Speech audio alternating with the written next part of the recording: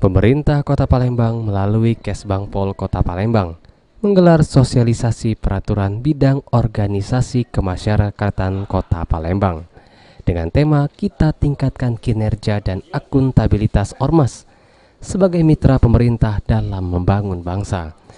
Sosialisasi tersebut digelar di Ballroom Grand Atiasa Convention Center yang dihadiri puluhan perwakilan ormas dan LSM yang ada di Kota Palembang. Acara diawali dengan laporan Ketua Pelaksana, setelah itu dilanjutkan sambutan PLH Kesbangpol Kota Palembang, Bambang Wicaksono, sekaligus membuka acara tersebut. Sekretaris Kesbangpol Kota Palembang, Bambang Wicaksono berharap dengan adanya sosialisasi ini, mereka dapat memahami dan juga mengetahui peraturan perundang-undangan, sehingga melalui landasan hukum dalam menjalani organisasi dan dapat memberikan manfaat bagi masyarakat, serta berperan aktif sebagai mitra pemerintah dalam membangun bangsa dan negara menuju kesejahteraan masyarakat.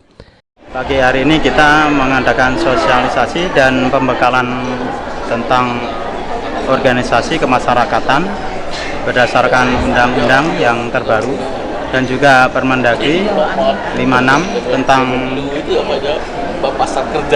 tentang pengawasan ormas dan Permendagri nomor 57 tahun 2017 tentang tata cara pendaftaran ormas.